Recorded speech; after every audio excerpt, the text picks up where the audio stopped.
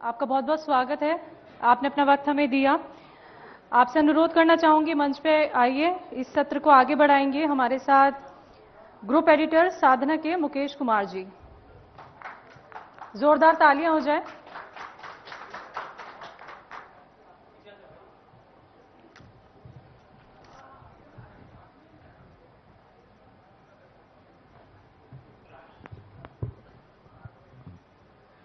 Thank you Mukesh Sahni ji, हमारे programme में आए और हमारे प्रोग्राम की शोभा आपने बढ़ाई। प्रोग्राम की शुरुआत करेंगे। अभी लगातार सुबह 10 बजे से ही हम लोग यहाँ पे हैं और 10 बजे से लगातार अभी सम्राट चौधरी जी के होके गए हैं, शाहनवाज हुसैन भी अभी यहाँ से होके गए हैं और अब आपका लोग इंतजार कर रहे थे बेसब्री से, क्योंकि बिहार की राजनीति में आज जिसकी चर्चा है वो मुकेश सहनी की है, सन ऑफ मल्लाह की है। यहाँ से होके गए हैं और अब आपका लोग इंतजार कर रहे थे बेसब्री से, क्योंकि बिहार की राजनीति में आज जिसकी चर्चा है वो मुकेश सहनी की है, सन ऑफ मल्लाह की है। क्योंकि एक बड़ा ही प्यारा भजन है कि जाना था गंगा पार प्रभु केवट के नाव चढ़े। तो जब ये भजन लोग सुनते हैं तो आपकी याद आती है, बरबस याद आती है। इसे करूंगा कि आप जिस पोजीशन में हैं बिहार की राजनीति में, वो बड़ा इंपॉर्टेंट, आपकी नाव पे चढ़े जो है उनको ये पार नहीं। तो मेरी शुरुआत जो मैं इसी प्रश्न से करूंगा कि आप जिस पोजीशन में हैं बिहार की राजनीति में, वो बड़ा इंपॉर्टेंट पोजीशन है और बिना आपको साथ लिए बिहार की राजनीति की बैतरनी जो है वो कोई पार नहीं कर सकता है। आप अपनी नाव पे जिसको आपने बिठाया है, निश्चित तौर पे वो बैतरनी पार करेंगे वहां पे। क्या आप इस पार कराने के लिए फीस क्या ले रहे हैं, जनता जानना चाहती है। देखिए,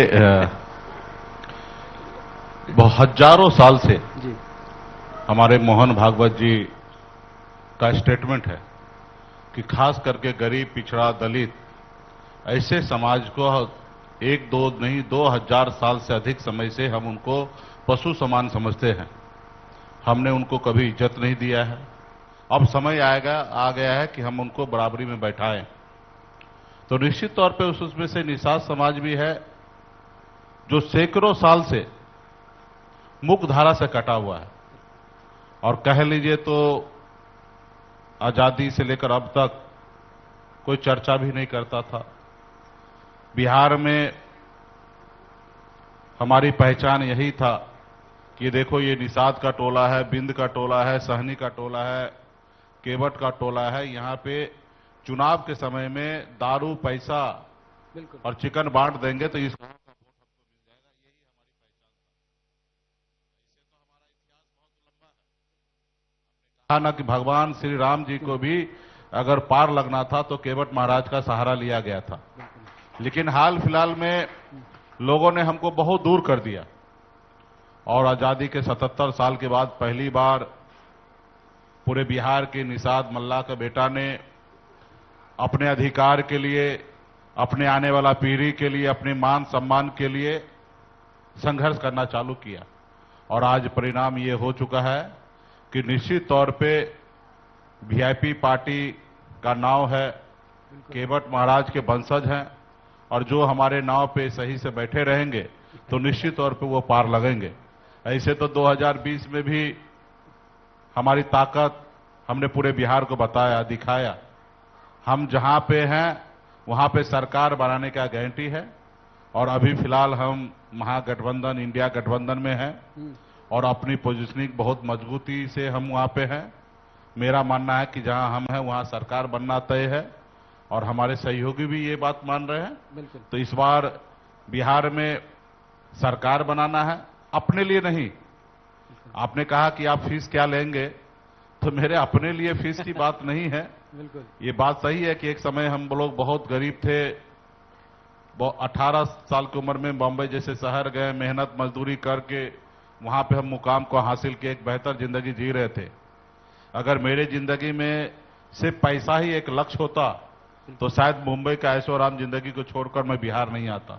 एक अच्छी जिंदगी और अच्छा पैसा कमाते हुए मैं उसको छोड़कर अपने राज्य में मैं आया हूं।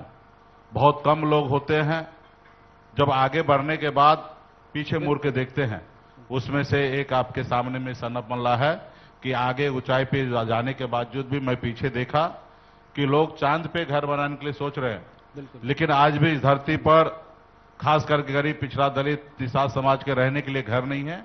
और मैं बॉम्बे का ऐशो आराम जिंदगी को छोड़कर बिहार में आया और बिहार में आया था, जिस समय मैं बिहार आया उस समय में राजनीति करने के लिए नहीं आया था। बिल्कुल। मेरा निषाद विकास संघ के जरिए निषाद समाज को जागरूक करने के लिए, उनके अधिकार के लिए लड़ाई लड़ने लगा। और लड़ाई लड़ते लड़ते, आंदोलन करते करते एक परिस्थिति ऐसा बना कि हमें एक पॉलिटिकल पार्टी बनाना पड़ा। पहले तो हम जो राज्य में, देश में स्थापित राजनेता है, उनके पीछे मैं घूमा और उन्होंने समय समय पर हमसे वादा किए, हमको भरोसा दिलाया कि हम आपकी समस्या को दूर करेंगे। जब उनके समय निकल जाना, उनकी जरूरत पूरा हो जाना, उसके बाद वो भूल जाता था कि निषाद समाज का कोई समस्या है। फिर मुझे याद आया कि बाबा साहब भीमराव अम्बेडकर ने हमें जो एक संविधान बना के दिए हैं, उस संविधान में हमारे पास एक वोट गिराने का जो ताकत है, आज देश में वोट के आधार पे ही देश में या राज्य में सरकार बनता है, तो हम अपने वोट को सही से इस्तेमाल करके अपनी सरकार क्यों नहीं बना ले। और इसी सोच से 2018 में पूरे बिहार के निषाद, बिंद बिल्दार, नोनिया, मला, चाय, तियर, बम्पर, गौरी, गंगोता, केवट सभी लोगों ने मिलकर पटना के गांधी मैदान में अपनी ताकत दिखा के एक पॉलिटिकल पार्टी बनाए हैं। आज हमारी सोच है कि हमारा राज्य तरक्की करे, राज्य में जो जरूरतमंद लोग हैं, जो खास करके पिछड़ी जाति के लोग हैं, दलित भाई हैं, उनके साथ भेदभाव ना हो, उनको भी सर उठा के जीने के लिए अधिकार है।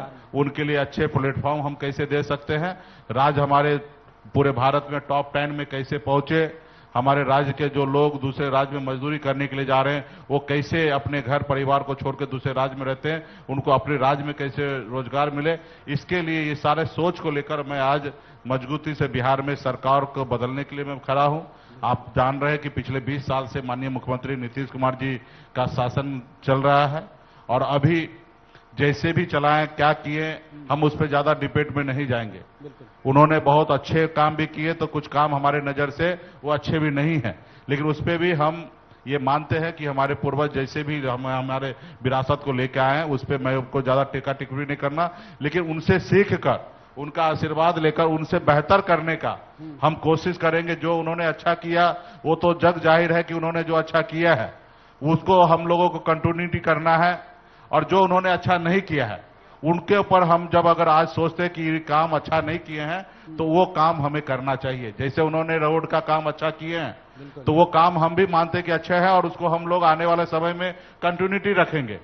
रोड का जाल पूरे बिहार में बिछे, वो नीतीश कुमार जी को सीख कर, देख कर हम सीखे हैं और आगे भी इसको कंटिन्यूटी करेंगे। लेकिन एक काम उन्होंने नहीं किया, जो हमारे बिहार के जो खास करके युवा मजदूर बनकर दूसरे राज्य में जो जा रहे हैं भटकने के लिए, उनको रोकने के लिए उन्होंने कुछ काम नहीं किया, और जिसके लिए आने वाला समय में उसको रोकने के लिए हम लोगों को काम करने की आवश्यकता है। एक काम तो मुकेश जी हुआ है, जो बिहार के लोग जो बाहर जा रहे हैं उनको वापस लाने के लिए काम, लेकिन मुकेश सहनी को तो वापस ले आया, चाहे इस पॉलिटिकल सिस्टम ने, चाहे समस्या ने लाया।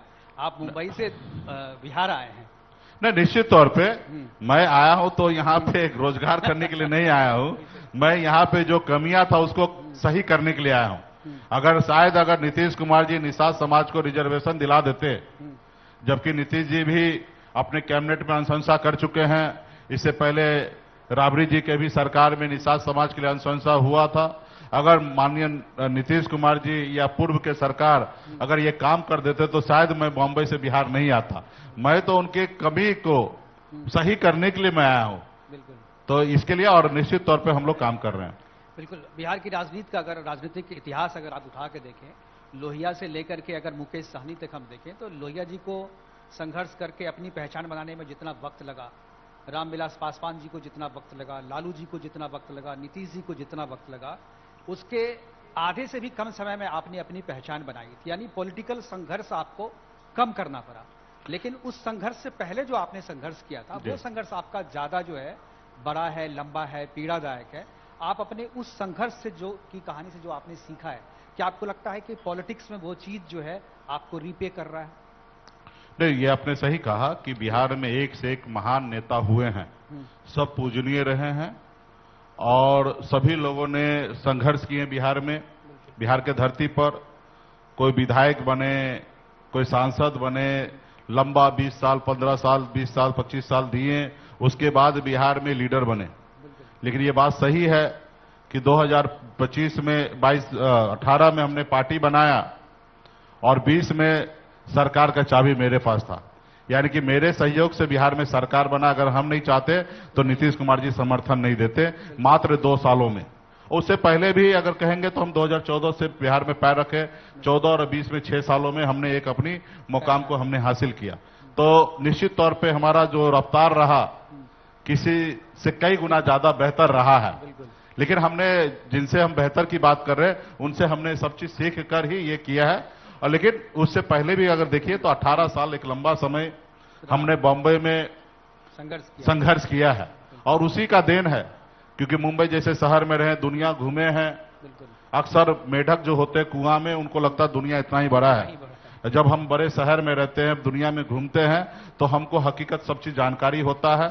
और बड़े विजन के साथ मुंबई जैसे शहर में काम किए थे, उस विजन को, उस काम का इस्तेमाल करके बिहार में उसको उपयोग करके हमने बहुत कम समय में अपना मुकाम को हासिल किया है। और आने वाला समय में निश्चित तौर पे जो हम सोच रहे हैं वो निश्चित तौर पे वो पूरा होगा। जैसे अपनी जिंदगी में हमने तरक्की पाया है अपनी जिंदगी को बेहतर बनाने में, तो निश्चित तौर पे भी हमारे लिए एक चैलेंज है कि हम अपने लोगों की जिंदगी को कैसे बेहतर बना पाएं, अपने बिहार को कैसे बेहतर बनाएं। तो वही विजन जो हमारे पास बॉम्बे जैसे शहर या दूसरे देश में घूमने का जो हमें जो अनुभव मिला है, उसको सही से इस्तेमाल करके और हम बिहार को आगे बढ़ाएंगे।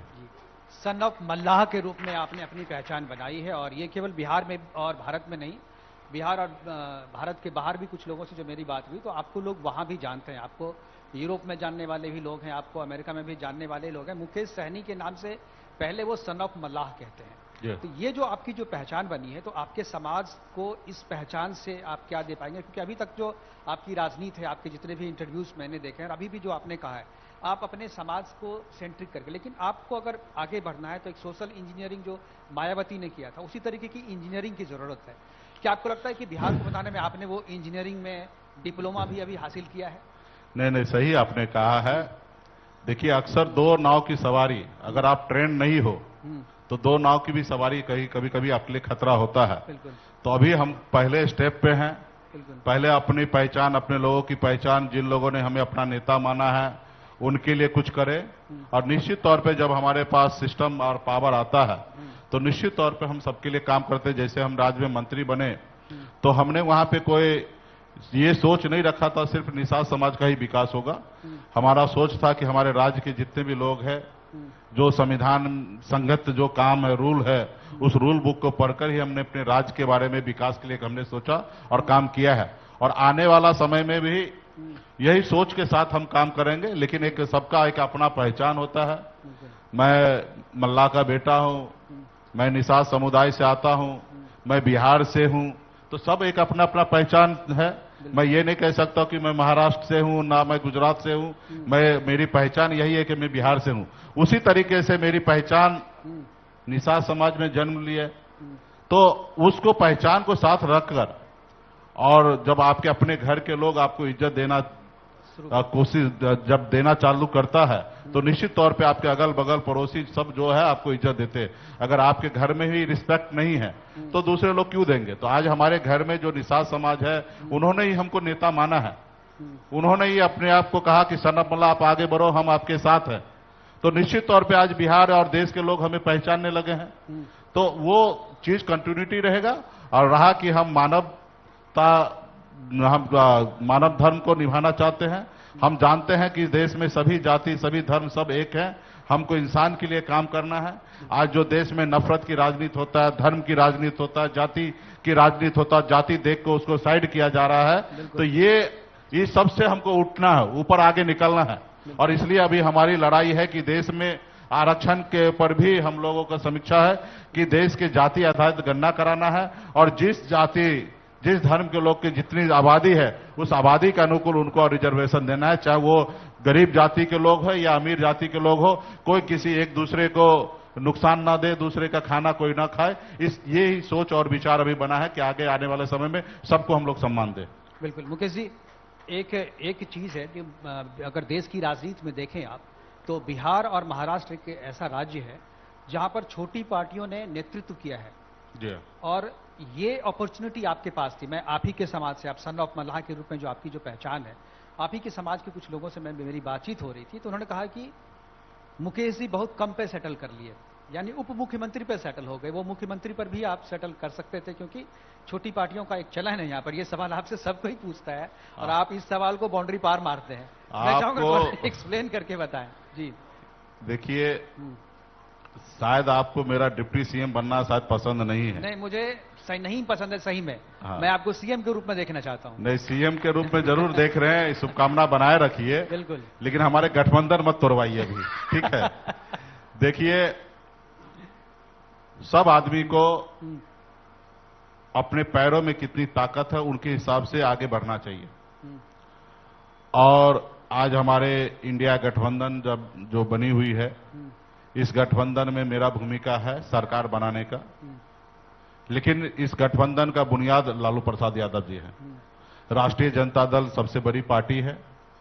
आप जानते हैं कि बहुमत से ही सरकार बनता है, और 2025 में जब हम बहुमत हासिल करेंगे तो सबसे अधिक विधायक जो होंगे वो राष्ट्रीय जनता दल का होगा। और जब जिनके पास ज्यादा पूंजी हो तो निश्चित तौर पे ज्यादा हिस्सेदारी उनका होना चाहिए।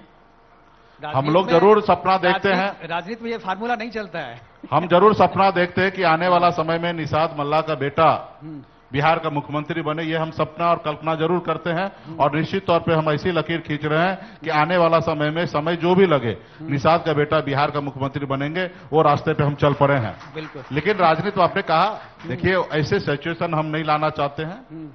ऐसे तो निश्चित तौर पे मधु कोरा साहब एक विधायक जीत के आए और झारखंड में मुख्यमंत्री बन गए। अभी महाराष्ट्र में शिंदे साहब ने शिवसेना पार्टी तोड़कर और मुख्यमंत्री बन गए। ऐसे ऑप्शन हमारे पास भी 2020 में आया था कि 4 विधायक के साथ आइए, राज्य में चारों को मंत्री बना लीजिए और डिप्टी चीफ मिनिस्टर बन जाइए। लेकिन एक अच्छा काम, एक बुरा काम, किसी के साथ चीटिंग करना, ये कोई भी किताब में सही नहीं है। तो मुझे लगता है कि हमारी पहले ही पार्टनरशिप है, पहले से हिस्सेदारी तय है, और मैं उस हिस्सेदारी में मैं खुश हूं। हम अपनी सरकार बनाएंगे, और हमारे छोटे भाई तेजस्वी अगर मुख्यमंत्री बनता है तो फिर दिक्कत कुछ नहीं है, क्योंकि हम लोगों का एक ही विचार है, राज्य का कल्याण हो। और लालू प्रसाद जी के विचार से जब आगे बढ़ रहे हैं तो पावर बड़े भाई के पास हो या छोटे भाई के पास हो, उसको मायने नहीं रखता। हमको राज्य में काम करना है, और डिप्टी सीएम के रूप में भी हम सीएम से कम नहीं रहेंगे, काम करेंगे। जो हमारे अधिकार क्षेत्र में होगा वो हम काम करेंगे। बिल्कुल सही कहा आपने। एक चीज लोग जानना चाहते हैं कि अभी जो आप चुनाव, जो 25 का चुनाव हो रहा है, इसमें जो विजन होगा, इसमें जो विजन डॉक्यूमेंट्स होंगे, इसमें जो घोषणा पत्र होगी, उसमें क्या ज्वाइंट घोषणा पत्र में आप लोग एक रिजर्वेशन की बात जो आप कह रहे हैं, क्या ये घोषणा पत्र में शामिल करके आप कह रहे हैं इसको, या केवल ये पॉलिटिकल मंच से आप ये बात कहेंगे? नहीं, घोषणा पत्र में ये इंक्लूड है। जो राज्य के जितने भी समस्या है, हमारा जो विजन है कि अपने राज्य को कैसे आगे लेके जाना है, वो सारे घोषणा पत्र में है। चाहे वो वीआईपी पार्टी का एजेंडा हो या आरजेडी का हो या कांग्रेस पार्टी का हो, संयुक्त वो घोषणा में होंगे। कुछ काम जो है हमारे राज्य सरकार में बनने के बाद उस पर काम होंगे, और कुछ दिल्ली में सरकार बनने के बाद कुछ काम होंगे।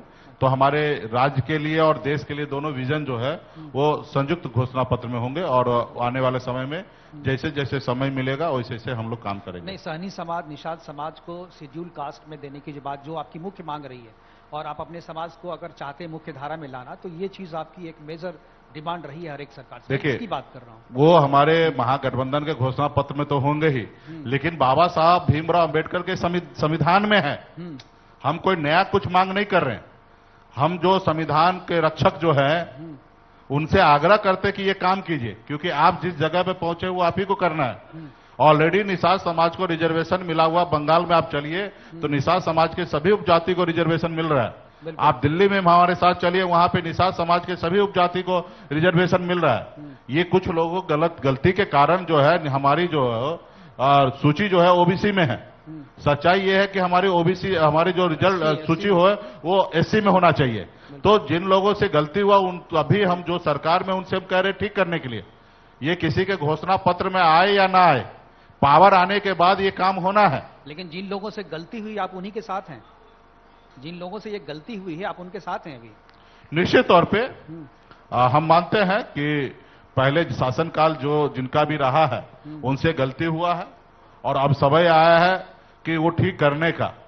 गलती तो किसी से भी हो सकता है, लेकिन समय रहते वो को ठीक करना, और ठीक करने के समय में अभी मोदी जी हैं। और पिछले 11 साल से एक बार नहीं 3-3 बार हमसे वादा कर चुके हैं कि हम ठीक करेंगे, आपके लिए काम करेंगे। लेकिन वो जब समय आता है तो मुकेश सहनी को Y+ सुरक्षा दे देंगे, मुकेश सहनी को सीट दे देंगे, सब चीज दे देंगे, बहुत सारे बात करेंगे, लेकिन समय निकलने के बाद रिजर्वेशन भूल जाते खाली। तो हमको लगता है कि इस बार वो भूलेंगे नहीं, क्योंकि बिहार में उनकी सरकार इस बार जाना है। और जब दिल्ली के सरकार के समय जब होंगे तो निश्चित तौर पे उस दिल्ली के सरकार, क्योंकि उनको पता है कि मल्ला का बेटा जब हमारे साथ नहीं है, तो निश्चित तौर पर 29 इलेक्शन से पहले हम उम्मीद करते हैं कि मोदी जी स्वयं आरक्षण लागू कर देंगे। जैसे अभी इससे पहले फेंका फेंकी चल रहा था कि हम मखाना बोर्ड बनाएंगे, ये करेंगे, वो करेंगे, नीली क्रांति लाएंगे, 20,000 करोड़ का मछुआरों का पैकेज देंगे, सिर्फ घोषणा ही होते रहा, सिर्फ हवा में पेपर पे ही रहा।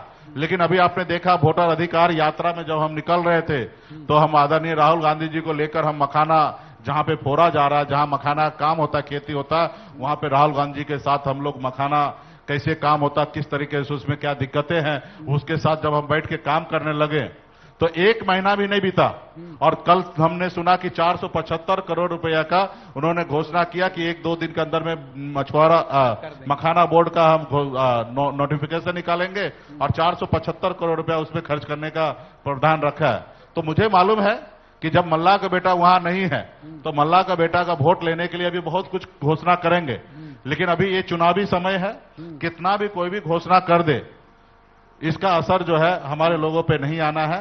वो भी इसका भी अगर पूरा क्रेडिट हो तो राहुल गांधी जी और सनत मल्ला का हो कि अगर हम लोग अगर नहीं पहुंचते वहां पर तो आज मोदी जी मछुआरा मखाना बोर्ड का नोटिफिकेशन की बात नहीं करता। आपने सुना होगा कम से कम 5 साल से ये चल रहा है नोटंकी। इस देश में मछुआरा बोर्ड के बारे में चर्चा अगर आप देखिएगा 2024 के चुनाव में भी मोदी जी बहुत भाषण दिए। तो भाई भाषण देने के बाद फिर से परसों क्या जरूरी गिर गया आपको? इससे पहले भी 2020 के चुनाव में भी आपने भाषण दिया था।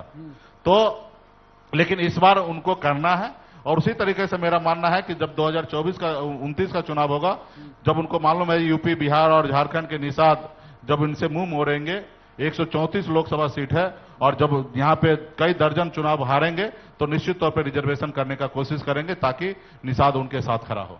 अभी आपने राहुल गांधी की बात करी, उनके साथ वोट यात्रा में आप थे, लेकिन हम लोगों ने जो विजुअल्स देखे, जो तस्वीरें मीडिया में आई, उसमें राहुल गांधी तेजस्वी यादव से ज्यादा जो है वो आपसे बात करते देखे, वो आपका हाथ थामते देखे और तस्वीरें जो हैं वो संकेत देती हैं पॉलिटिक्स में। इसका क्या संकेत हम लोग समझें? देखिए ये लड़ाई मत लगवाइए, ठीक है।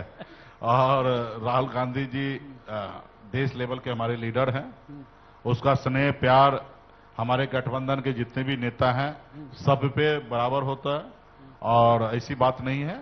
आप देखे होंगे उसी समय में जिस समय हमारी चर्चा होता होगा, बात होता होगा, बाकी ऐसी कोई बात नहीं है, सबके साथ है और हम लोग मजबूती से। और बिहार का तो हम लोगों ने वो तस्वीर भी देखी जो अपनी गाड़ी पे वो कन्हैया को नहीं बैठने देते हैं, अपनी गाड़ी पे वो पप्पू यादव को नहीं बैठने देते हैं, लेकिन जब मुकेश सहनी आता है तो तेजस्वी यादव से ज्यादा उनके करीब जाने की कोशिश करते हैं। तो ये देखिए ये सब आप जो सोचना आप सोच लीजिए। देखिए गाड़ी बहुत छोटा था, गाड़ी पे जगह लिमिटेड था, उसमें और भी हमारे सहयोगी दल नहीं बैठ पाए जगह कम रहने के कारण, और ये गठबंधन का यात्रा था, कोई एक पार्टी का तो यात्रा था नहीं। तो एक पार्टी का अगर यात्रा होता तो निश्चित तौर पे एक पार्टी का सारे लीडर होते। जब गठबंधन का यात्रा है तो गठबंधन के लीडर के बैठने के लिए जगह होना चाहिए और उसमें जगह कम रहने के कारण गठबंधन के ही लीडर बैठे, बहुत सारे लीडर वो नहीं बैठ पाए।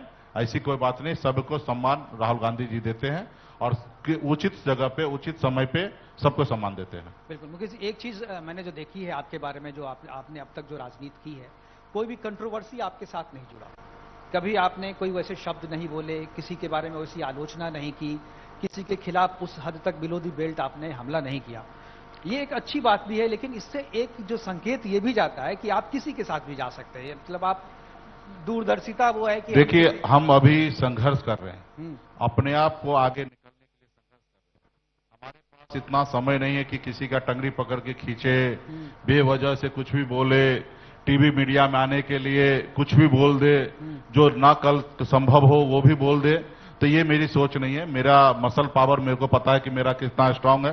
मैं आपके मंच पे से कुछ ऐसी बात बोल दूं ताकि हमको लोग ज्यादा सोचे, ज्यादा हमारे बारे में ध्यान रखे, तो ऐसी बात नहीं है। हमारे काम पे हमको भरोसा है। हम काम ऐसा करते हैं, हम लकीर वो खींचते हैं जो निश्चित तौर पे कोई हमें इग्नोर नहीं कर सकता, और हमको कुछ ऐसी बात बोलने की जरूरी भी नहीं गिरता है, और सब अपने अपने लिए काम करते हैं, अपने राज्य की तरक्की के लिए कर रहे हैं। तो मैं कोशिश हमेशा करता हूं कि अपने काम से ज्यादा हम मतलब रखें, दूसरे में हम जल्दी ना घुसना कोशिश करते हैं। हाँ, जब हमको कोई उंगली करता है ना, तो हम उसको बांस करते हैं, हम उसको छोड़ते नहीं है। ठीक है, ये मेरी अपनी पहचान है। बाकी हम ना किसी को छेड़ने के लिए जाते हैं, ना किसी को परेशान करने के लिए, अपने रास्ते पे, अपने ट्रैक पे हम रहना चाहते हैं और अपना काम करना चाहते हैं, और अपने आप को आगे बढ़ना चाहते हैं, अपने लोगों को आगे बढ़ाना चाहते हैं। यही हमारा सोच हमेशा रहता है। बिल्कुल, ये जो आपका अंदाज है ना, जो कोई उंगली करता है तो हम बांस करते हैं, मुझे लगता है कि बिहार की जनता जो है शायद इसी स्टाइल के कारण जो है मुकेश सहनी को पसंद करती है। हमारा एक अपना स्टाइल है। बिल्कुल। हम ऐसा नहीं है कि गठबंधन में रह के कुछ भी बोलते रहेंगे, तो ये सब हमारा पॉलिसी नहीं है। हमारा काम करने का अपना स्टाइल है, और सभी को ये बात पता है। एक सवाल मैं आपसे पूछना चाहता हूं, जो अगर ऑप्शन आपको दें कि सबसे प्रिय नेता आपके कौन है गठबंधन, राहुल गांधी या तेजस्वी यादव? दिल्ली के लिए राहुल गांधी जी, बिहार के लिए तेजस्वी प्रसाद यादव। नीतीश कुमार या तेजस्वी यादव? नीतीश कुमार जी थे, आज तेजस्वी हैं।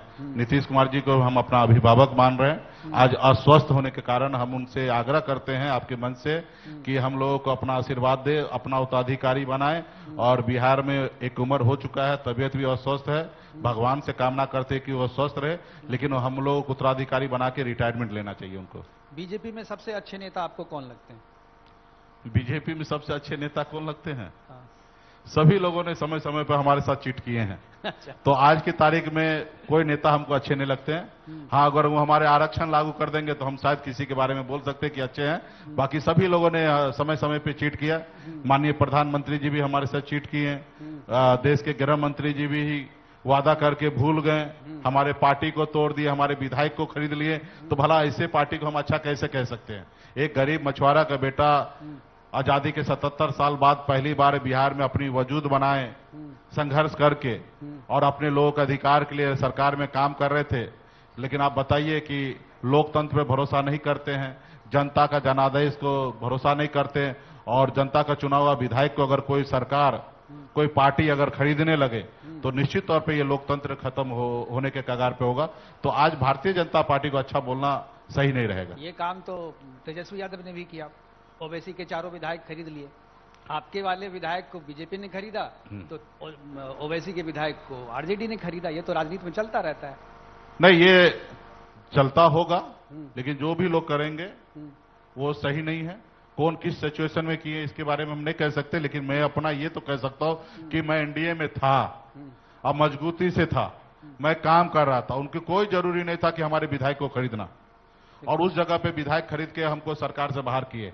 अब तेजस्वी जी को सरकार बनाने के लिए क्या करना नहीं करना वो बात अलग है, तो उस जगह पे अच्छा बुरा जो करेंगे वो समझेंगे। लेकिन जिनके साथ हम ऑलरेडी सरकार बना रहे थे, आप बताइए अपने सहयोगी को बिल्कुल कैसे कोई खत्म कर सकता? अपने सहयोगी को, विधायक को कैसे खरीद सकता है?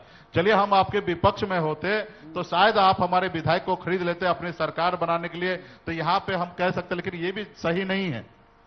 क्योंकि बाबा साहब भीमराव अंबेडकर ने वोट का अधिकार दिया, जनता को मालिक बनाया है। अगर पैसे के दम पर किसी का वोट खरीद ले, किसी का विधायक खरीद ले, किसी का सांसद खरीद ले, तो मुझे लगता है कि ये लोकतंत्र के लिए सही नहीं है। खरीदने वाला बुरा या बिकने वाला बुरा? सबसे पहले खरीदने वाला बुरा है। बिकने वाला तो क्या है, आज की तारीख में 50 करोड़ रुपया किसको कम लगेगा भाई? 50 करोड़ रुपया का लालच दे, 150 करोड़ रुपया महाराष्ट्र में ऑपरेशन लोटस करने में 150 करोड़ रुपया अगर एक विधायक को दे और सरकार बनाने के लिए, तो बताइए इस देश में क्या होगा? तो सबसे पहले खरीदने वाला बुरा हो सकता है, बिकने वाला भी बुरा है। उनको अपना ईमान नहीं बेचना चाहिए, लेकिन सबसे ज्यादा गुनहगार जो है वो खरीदने वाला है। मारने वाले से ज्यादा मरवाने वाला गुनहगार होता है। बिल्कुल, आपने बहुत अच्छे अच्छे सवाल दिए, लेकिन आपने जो पॉज लिया ना एक लंबा सा नीतीश और तेजस्वी के बीच में, हमारा ये प्रोग्राम जो आज रिलॉन्च है 7 चैनल पे लगा, लाइव जा रहा है। तेजस्वी यादव अगर देख रहे होंगे तो उनकी धड़कन बढ़ गई होगी। नहीं, बिल्कुल ही नहीं। उनको बहुत हम पे भरोसा है। उनको पता है कि मल्ला का बेटा नाव लेके है तो सरकार बनना है, और मैं मजबूती से उनके साथ हूं, और कोई रीजन नहीं है कि हम दोनों भाई अलग हो। रहा कि सीट पावर, तो सरकार आएंगे, सबको तय हो चुका है कि कौन किस पोजीशन पे होंगे। सीट की बात है तो सीट में भी हम कॉम्प्रोमाइज भी कम करने के लिए भी तैयार हैं। सिर्फ हमारा गठबंधन में एक ही उद्देश्य होगा कि जहां हमारे पास लोग हैं, कैंडिडेट है, हमारे अपने कोर वोटर है, वहां पे हम अपना कैंडिडेट को उतारें, ताकि अपने लोगों को चुनाव लड़ाएं, ताकि वो मजबूती से पार्टी के विचार के साथ खड़ा रहेंगे। अक्सर क्या होता है कि जब आपके पास ऐसे एरिया में कैंडिडेट में सीट मिल जाता है जहां पे आपके पास कैंडिडेट नहीं होता है, उस समय में वो सीट को जीतने के लिए बाजार के मार्केट से जो लोग उस क्षेत्र में अच्छे होंगे उनको चुनाव लड़ाया जाता है, और जब उनको हम लोग लड़ाते तो उसके लेके पार्टी में बहुत बदनामी होता है, बहुत तरह की बातें उठने लगता है। खैर उठना तो सीता माता के ऊपर भी उठ गया था जब लंका गई थी, तो उठना तो ये कोई बात नहीं है, लेकिन वहां पे जब अपने कैडर नहीं होते हैं तो वो निश्चित तौर पे अपना ईमान वो बेचने का कोशिश करने लगते हैं। तो इस बार हमारा एक ही रहेगा कि हमारा पोजीशनिंग जहां हमारे पास अपना प्रत्याशी होंगे, अपना कैडर होंगे, वहीं पे हम चुनाव लड़ाएंगे। मुकेश जी, आपको उप मुख्यमंत्री तेजस्वी यादव ने कह दिया, आप भी कहते हैं मैं उप मुख्यमंत्री हूं, तेजस्वी यादव मुख्यमंत्री होंगे ये आप कहते हैं। कांग्रेस कुछ नहीं करती। राहुल गांधी को जब मौका मिला पूछता तो राहुल गांधी ने ना आपके बारे में कहा ना तेजस्वी यादव के बारे में कहा। तो ये कैसा गठबंधन है? जो गठबंधन का जो सबसे बड़ा सदस्य है वो तो किसी को बोल नहीं रहे, आप लोग एक दूसरे को बोल रहे हैं केवल। देखिए, कांग्रेस पार्टी, मेरा जन्म नहीं हुआ उससे पहले से कांग्रेस पार्टी है, और इनफैक्ट मैं कहूंगा कि आपका भी जन्म नहीं हुआ होगा तब से कांग्रेस पार्टी है। बहुत बड़ी पार्टी है, बहुत सारे पार्टी आएंगे और जाएंगे। हर साल इस देश में 200 पार्टी का रजिस्ट्रेशन होता है, और हर साल 200 पार्टी का रजिस्ट्रेशन खत्म होता है। लेकिन इतने बड़े पुराने पार्टी है, उनका अपना काम करने का स्टाइल है, उनसे हम लोग सीखते हैं। भला वो हमसे क्यों सीखेंगे? तो उनकी पॉलिसी में है कि राज्य में समय आने पर सारे डिक्लेयर होंगे।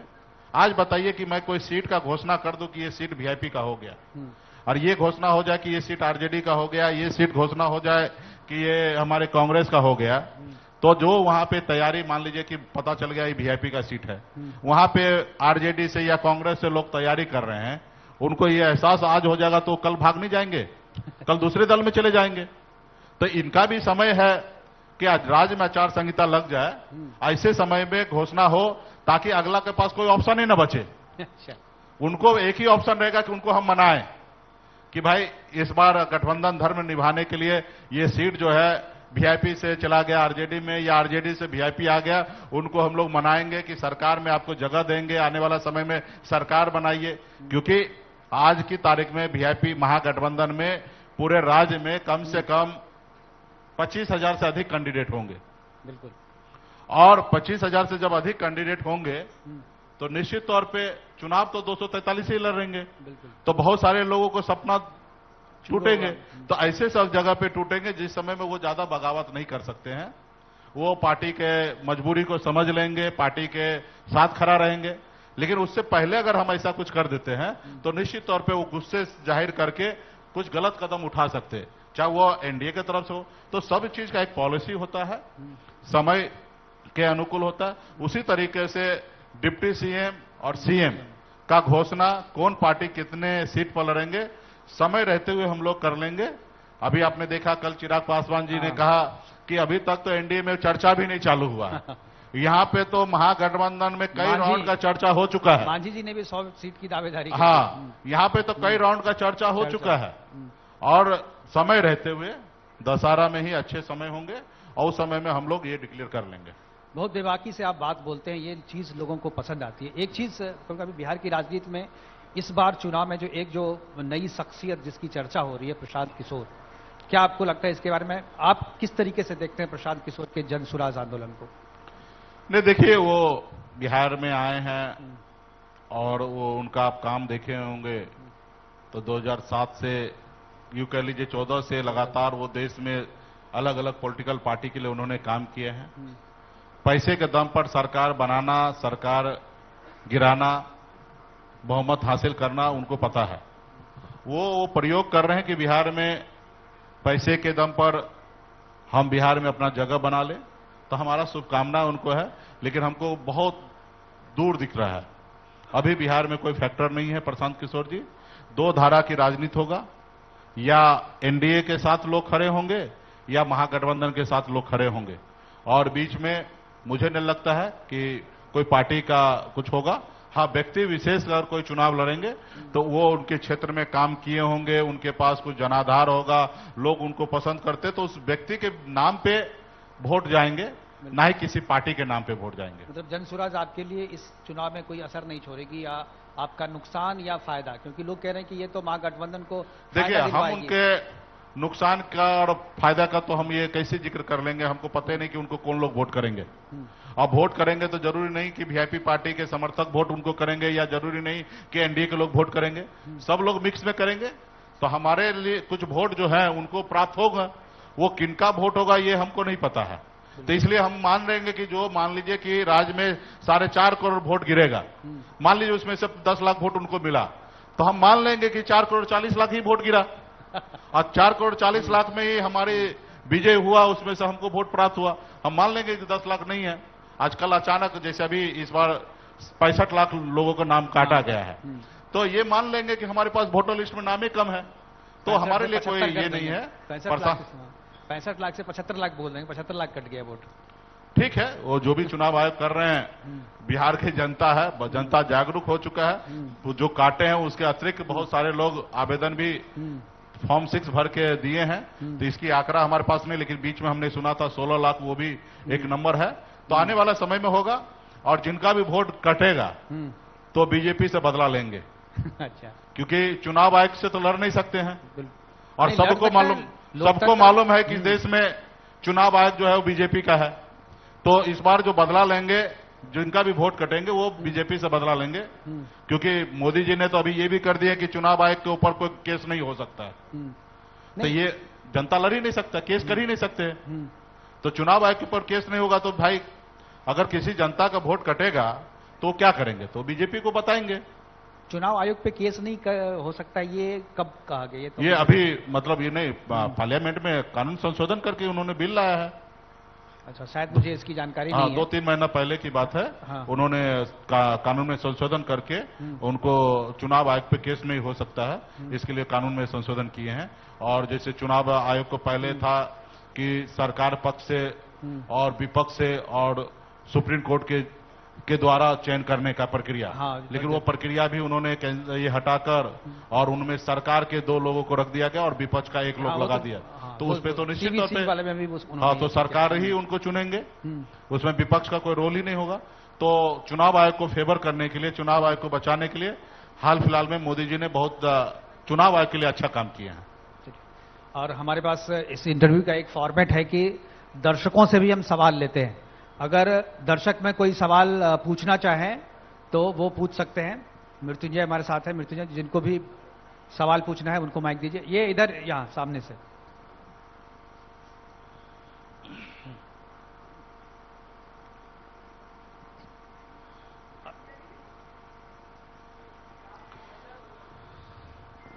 हाँ, लेडीज फर्स्ट। जी। यस। मुकेश जी, आपके हर बात को मैं बहुत गौर से सुनी हूँ जी। 3 सवाल मेरे हैं आपसे जी। आप जो राजनीति दल बनाए थे वो भ्रष्टाचार के खिलाफ, पलायन के खिलाफ आपकी पहली आवाज थी, रोजगार, उस पर कितना काम हुआ? और ये पहली जरूरी है, आरक्षण से पहले भ्रष्टाचार, पलायन रोकना। चूंकि बिहार आप भी मुंबई रहे हैं, महाराष्ट्र मेरा भी कार्यक्षेत्र रहा है, तो जो बिहार से बाहर बिहारियों का जो एक बदनुमा दाग लग गया है, मजदूर, ए बिहारी सुन, ये चाणक्य की भूमि है, आईएएस आईपीएस की भूमि है, ये मजदूर की भूमि नहीं है। तो इस पर आप कितना काम करेंगे? देखिए, इस पे मैं बहुत काम कर रहा था। मेरे विभाग में जाएंगे तो बहुत सारे वैकेंसी मैंने निकाला था। मैं 17 महीने के अंदर में 1200 करोड़ रुपए का यूनिवर्सिटी मैंने बनवाया। मैं पॉलिसी बेहतर हो बिहार में पशु एवं मत्स्य संसाधन विभाग हमें मिला, तो उसमें हमें जानकारी मिला कि पूरे राज्य में सिर्फ 18 लाख लीटर दूध होता है पर डे, और महाराष्ट्र में सिर्फ 5 जिला में 1.5 करोड़ लीटर दूध होता है। शरद पवार जी का क्षेत्र है, इंडापुर करके जिला है। मैं बिहार से इंडापुर में गया, वहां रिसर्च किया कि आखिर ऐसा कैसे हो सकता है। हरियाली हमारे बिहार में है, लोग हमारे बिहार में है, पानी हमारे पास है, लेकिन महाराष्ट्र में 1.5 करोड़ लीटर दूध कैसे हो सकता है। तो वहां पे जाके मैंने एक रिसर्च किया, ब्लूप्रिंट बनाया।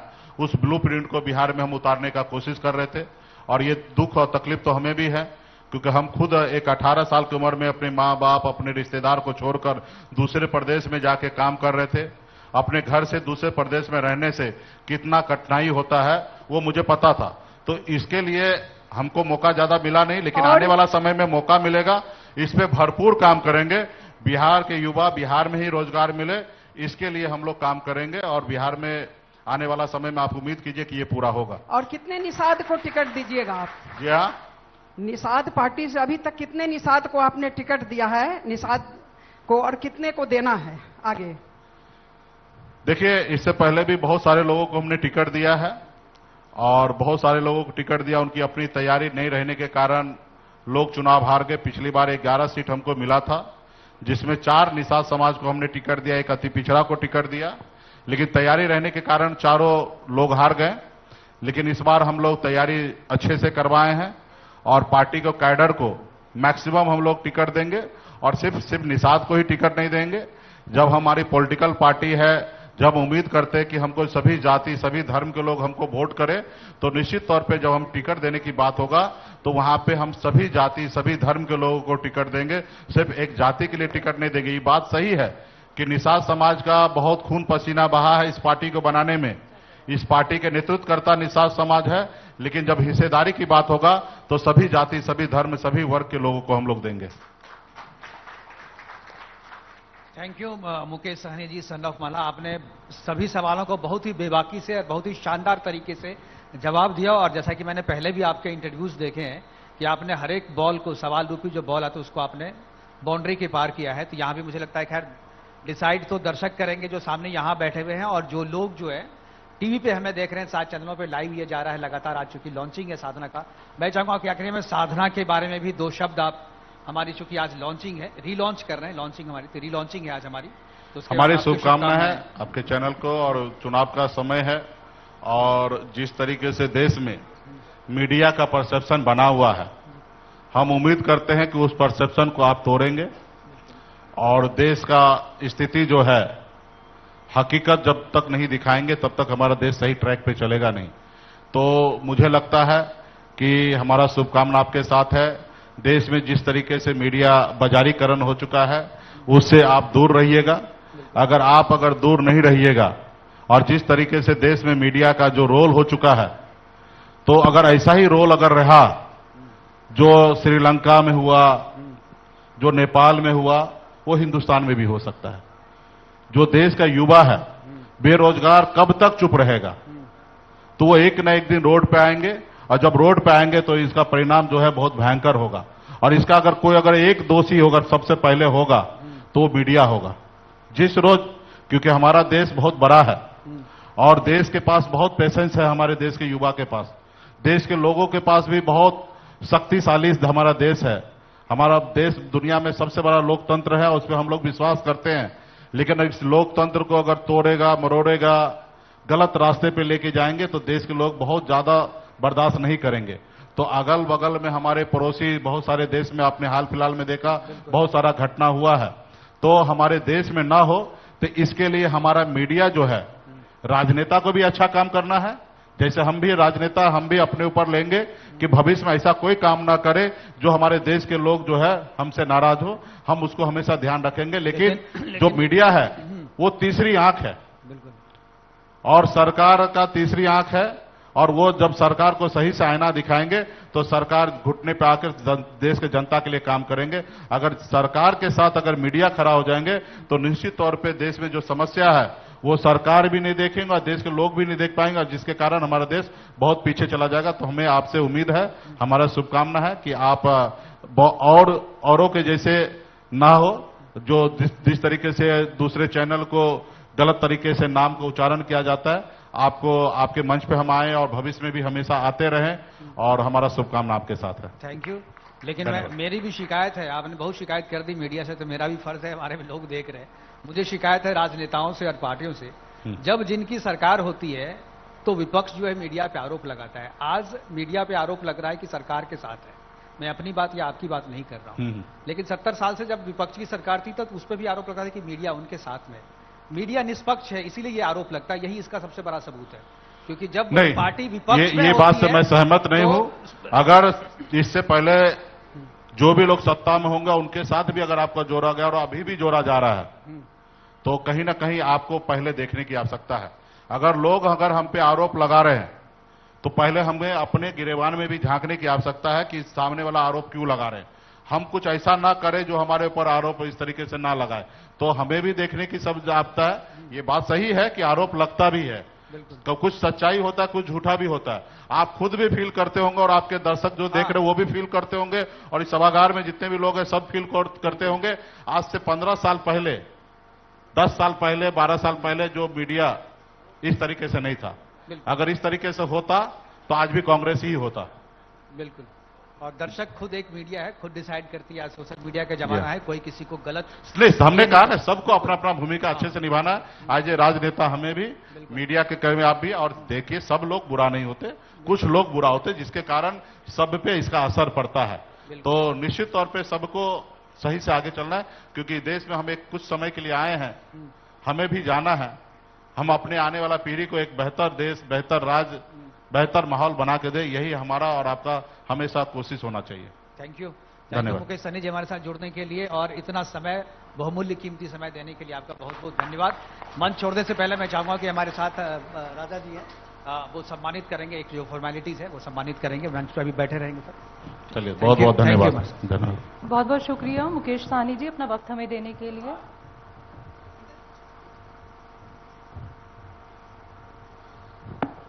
कमल का फूल वाला पहना रहे हैं लेकिन उधर जाएंगे नहीं, ठीक है? जी जी। हाँ, ये भी अच्छा है कि कमल का फूल वाले को यहीं ले आए हैं आप। तो मुकेश सहनी जी को सम्मानित कर रहे हैं साधना मीडिया के संरक्षक कृष्ण मोहन महंतो जी।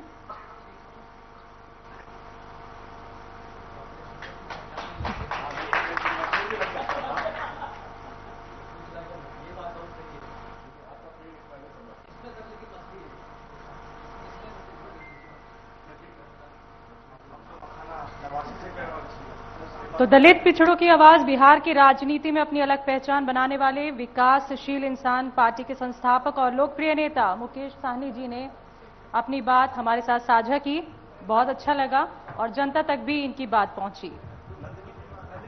तो इसी के साथ मैं बुलाना चाहूंगी जूली सहनी जी, एसआई रामकृष्ण नगर थाने से मंच पे आ जाइए। इनको सम्मानित करेंगे साधना ग्रुप के एडिटर मुकेश कुमार जी। और इसी के साथ बुलाना चाहूंगी मेकअप आर्टिस्ट नंदिनी कुमारी जी को भी, उनको भी सम्मानित करेंगे मुकेश कुमार जी।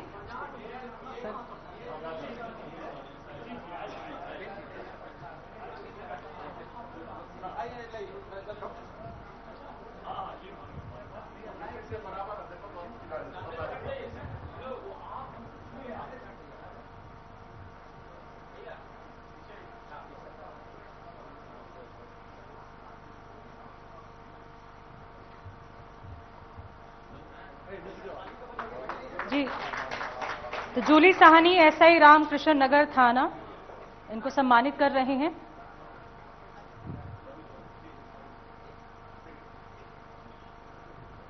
नंदिनी कुमारी मेकअप आर्टिस्ट,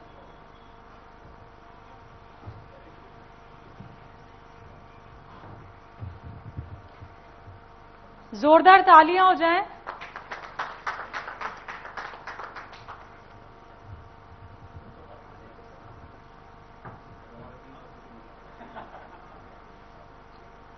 एक बार फिर से बहुत बहुत शुक्रिया सर, आपने अपना वक्त दिया हमें। तो आप सभी को बताना चाहूंगी साधना ग्रुप का ये लाइव प्रसारण हो रहा है 7 चैनलों पर, आप वहां पे भी इसको देख सकते हैं। तो बिहार के शहरों का विकास, आधुनिक ढांचे का निर्माण और जन जन की जरूरतों को पूरा करने का संकल्प, इन सबको नई दिशा देने वाले नेता